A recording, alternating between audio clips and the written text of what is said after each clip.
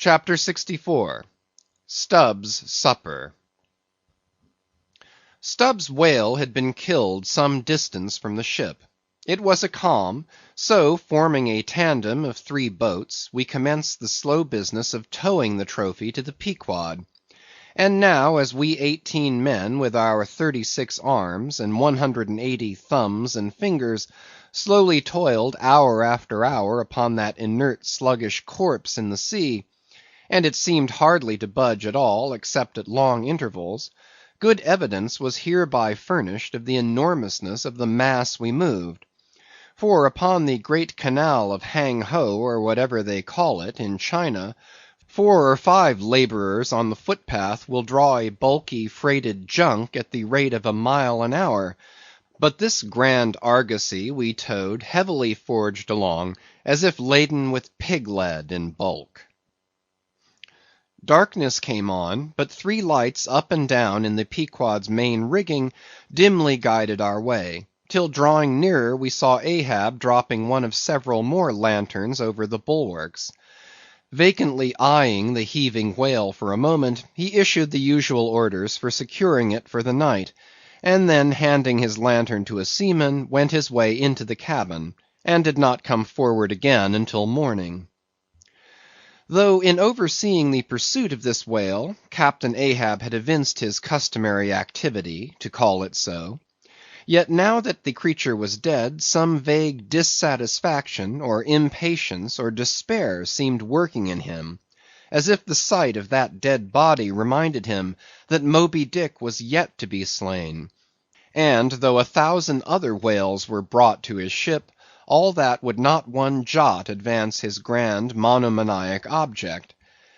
Very soon you would have thought from the sound of the Pequod's decks, that all hands were preparing to cast anchor in the deep, for heavy chains are being dragged along the deck, and thrust rattling out of the portholes. But by those clanking links the vast corpse itself, not the ship, is to be moored, tied by the head to the stern, and by the tail to the bows. The whale now lies with its black hull close to the vessels, and seen through the darkness of the night, which obscured the spars and rigging aloft, the two, ship and whale, seemed yoked together like colossal bullocks, whereof one reclines while the other remains standing. Footnote: a little item may as well be related here. The strongest and most reliable hold which the ship has upon the whale, when moored alongside, is by the flukes or tail; and as from its greater density that part is relatively heavier than any other, excepting the side fins, its flexibility, even in death, causes it to sink low beneath the surface, so that with the hand you cannot get at it from the boat in order to put the chain around it. But this difficulty is ingeniously overcome.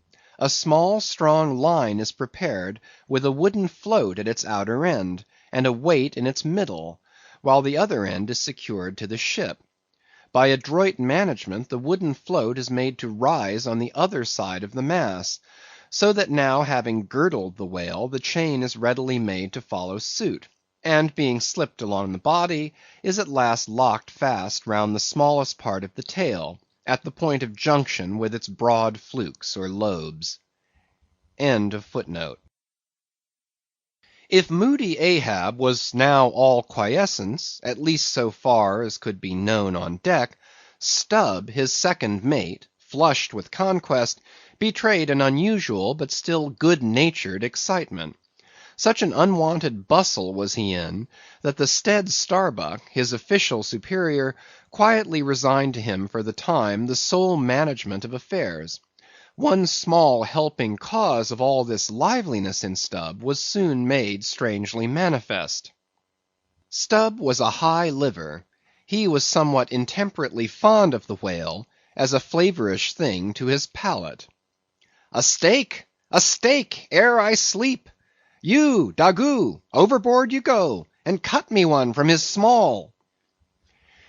Here be it known, that though these wild fishermen do not as a general thing, according to the great military maxim, make the enemy defray the current expenses of the war, at least before receiving the proceeds of the voyage, Yet now and then you find some of these Nantucketers who have a genuine relish for that particular part of the sperm whale designated by Stubb, comprising the tapering extremity of the body. About midnight that steak was cut and cooked, and lighted by 2 lanterns of sperm oil, Stubb stoutly stood up to his spermaceti supper at the capstan head, as if that capstan were a sideboard. Nor was Stubb the only banqueter on whale's flesh that night. Mingling their mumblings with his own mastications, thousands on thousands of sharks, swarming round the dead Leviathan, smackingly feasted on its fatness. The few sleepers below in their bunks were often startled by the sharp slapping of their tails against the hull, within a few inches of the sleepers' hearts. Peering over the side, you could just see them, as before you heard them, wallowing in the sullen, black waters, and turning over on their backs as they scooped out huge globular pieces of the whale of the bigness of a human head. This particular feat of the shark seems all but miraculous. How, at such an apparently unassailable surface, they contrive to gouge out such symmetrical mouthfuls, remains a part of the universal problem of all things. The mark that they thus leave in the whale may best be likened to a hollow made by a carpenter in countersinking for a screw. Though, amid all the smoking horror and diabolism of a sea fight, sharks will be seen longingly gazing up to the ship's decks, like hungry dogs round a table where red meat is being carved, ready to bolt down every killed man that is tossed to them; and though, while the valiant butchers over the deck-table are thus cannibally carving each other's live meat with carving knives all gilded and tasseled, the sharks also, with their jewel-hilted mouths, are quarrelsomely carving away under the table at the dead meat; and though, were you to turn the whole affair upside down, it would still be pretty much the same thing, that is to say, a shocking, sharkish business enough for all parties; and though sharks also are the invariable outriders of all slave ships crossing the Atlantic, symmetrically trotting alongside to be handy in case a parcel is to be carried anywhere, or a dead slave to be decently buried;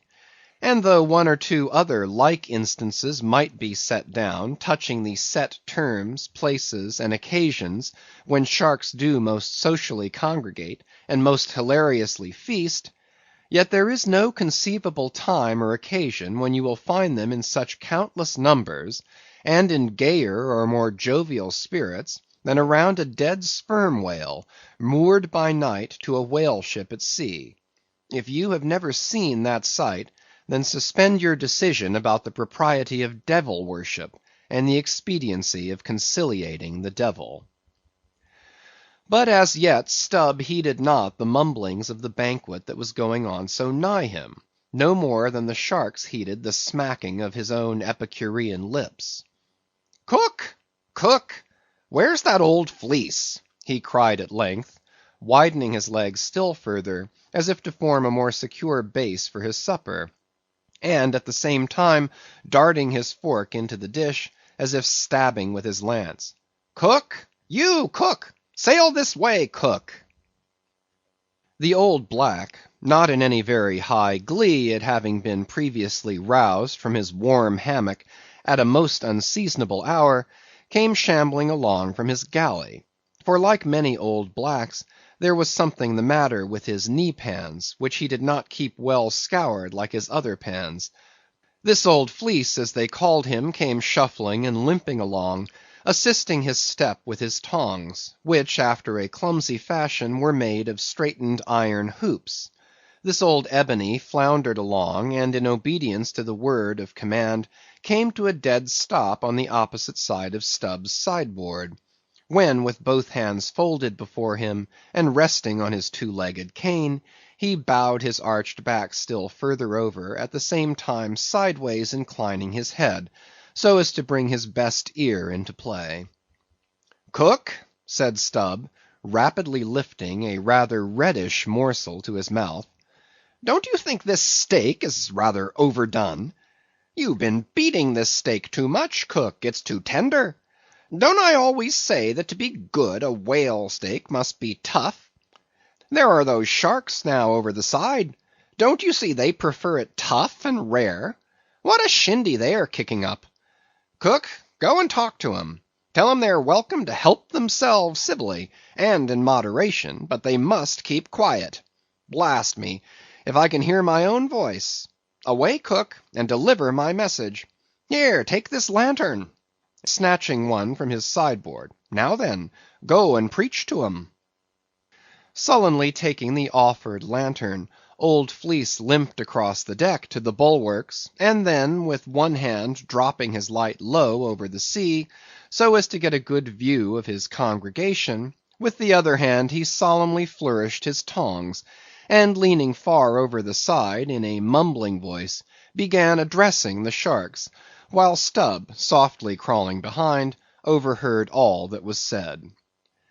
Fellow critters, I's ordered here to say that you must stop that damn noise there.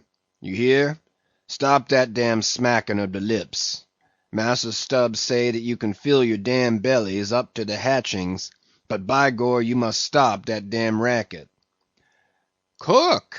Here interposed Stubb, accompanying the word with a sudden slap on the shoulder. Cook!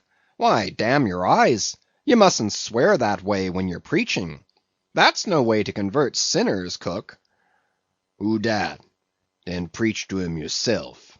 Sullenly turning to go. No, cook. Go on, go on. Well then, beloved fellow critters. Right, exclaimed Stubb approvingly. Coax 'em to it. Try that.